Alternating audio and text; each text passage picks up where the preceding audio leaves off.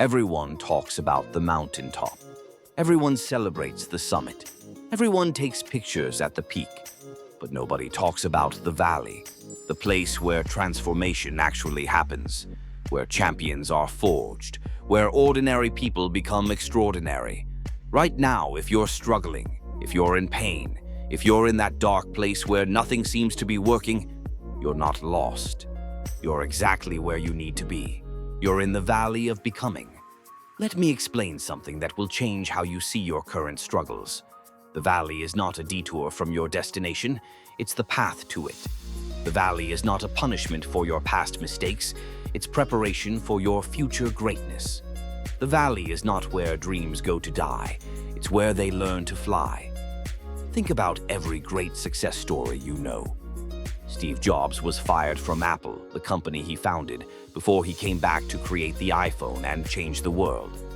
Oprah was told she was unfit for television before she built a media empire.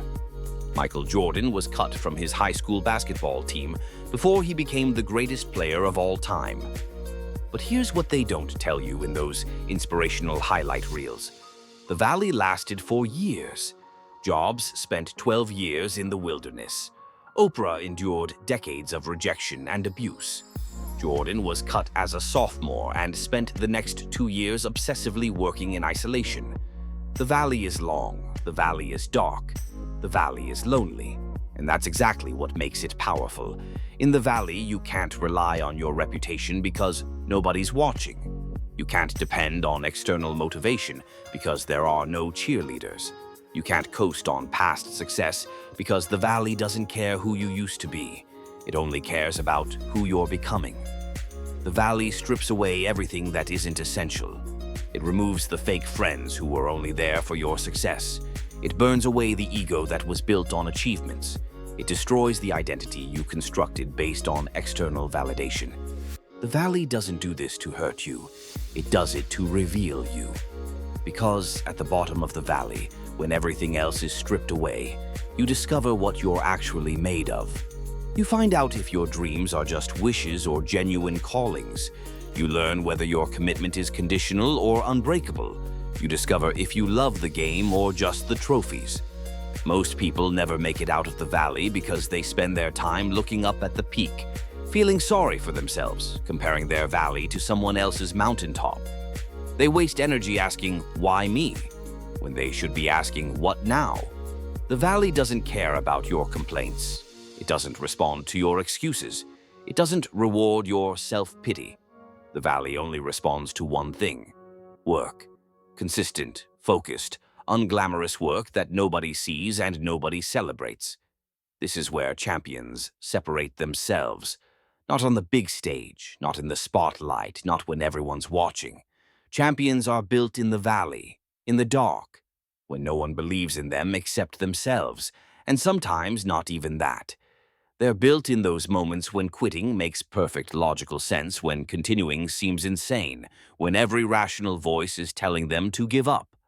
But here's the secret about the valley that changes everything. Everyone who's on top right now had to go through their valley. Not some of them, all of them. There is no elevator to success. There is no shortcut around the valley. There is only the path through it. And the beautiful thing about the valley is that it's temporary.